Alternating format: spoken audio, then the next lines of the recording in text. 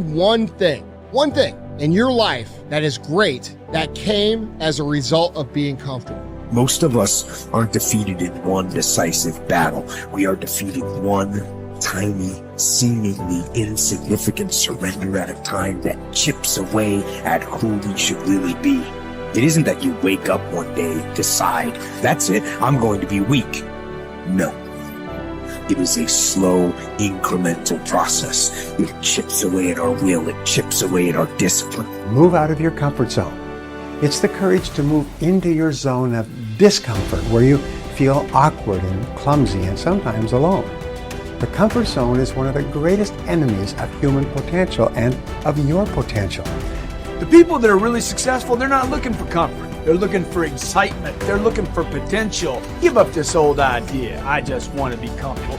Quit lying to yourself. You know you seek more than comfort. So understand that when you're trying to avoid the pain, when you're trying to avoid the struggle, when you're trying to avoid the hard things in life, you are actively choosing to be average. Start putting some pressure on. Put some pressure on yourself. Get out here and get about it. Once you figure out that you're in a race amongst billions of people that live in this world, you're in a race by yourself. You have a purpose, and it's your purpose, not everybody else's purpose. It is your purpose and only your purpose, and it's your race. That means you are persistently bigger than your excuses. You are persistently bigger than feeling lazy. And you are persistently beating the feelings that typically stop you. Stop coming up with excuses. Don't give yourself permission to continue to live a small life. You can't fit a big dream into a small life. Give yourself permission to go for it, to test yourself, to challenge yourself, to live full. When the sun comes up, you've got all the books, you've got all the tapes, you've got all the access. Now it's time to hunt. And what separates you from everybody else is that when it's time to hunt, you're ready to hunt.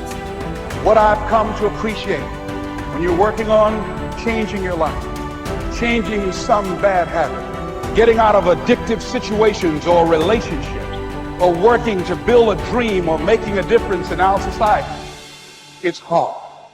There are going to be all kinds of challenges that we all must face. You cannot live in this world without a challenge. You cannot live in this world without a struggle. Greatness is right on the other side of pain. So what are you running from it for?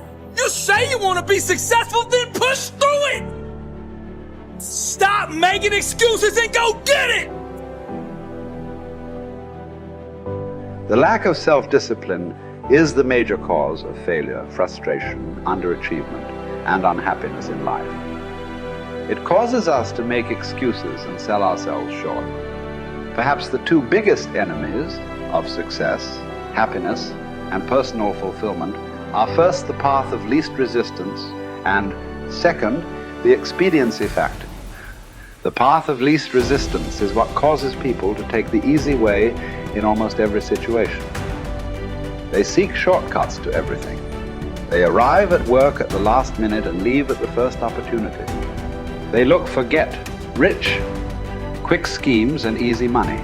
Over time, they develop the habit of always seeking an easier, faster way to get the things they want, rather than doing what is hard but necessary to achieve real success.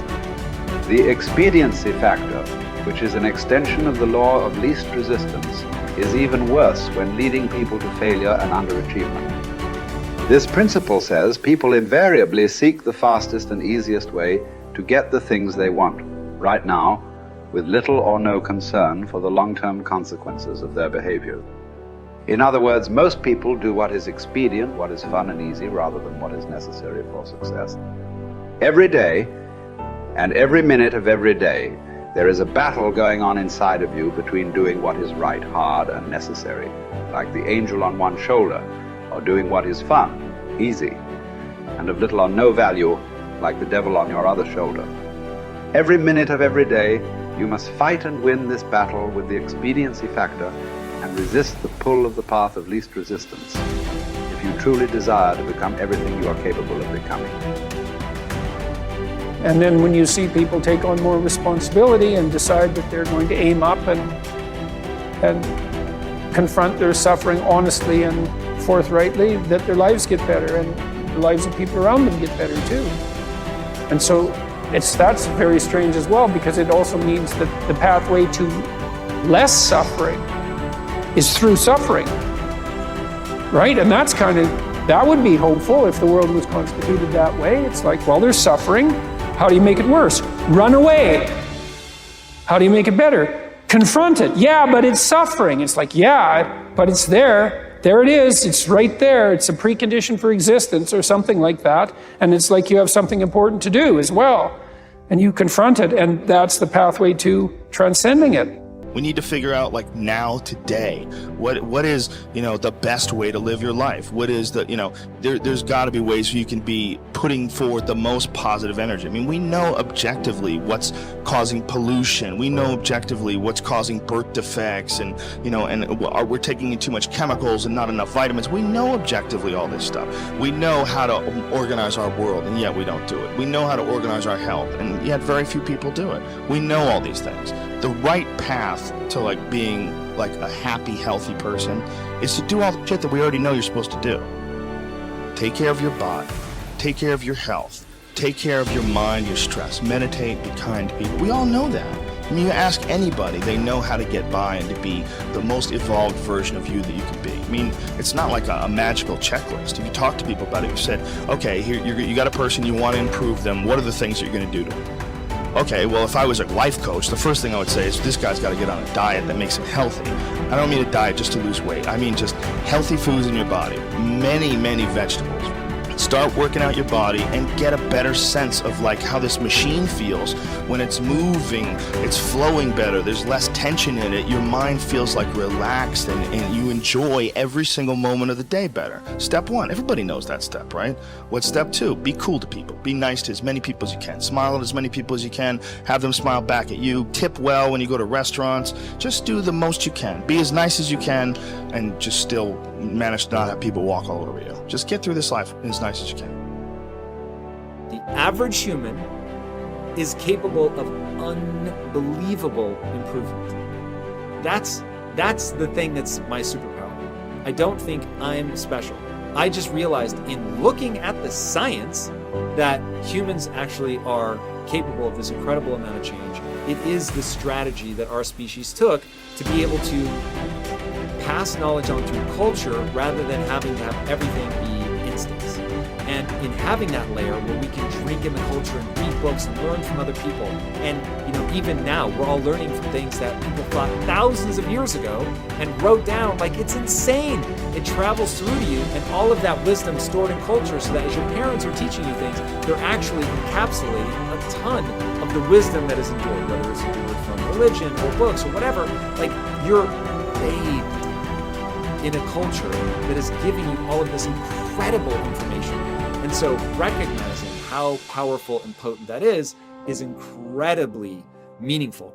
But you have to understand that you have to allow yourself to believe that you can learn from that culture in the same way that everybody else can. And that's what you're designed to do.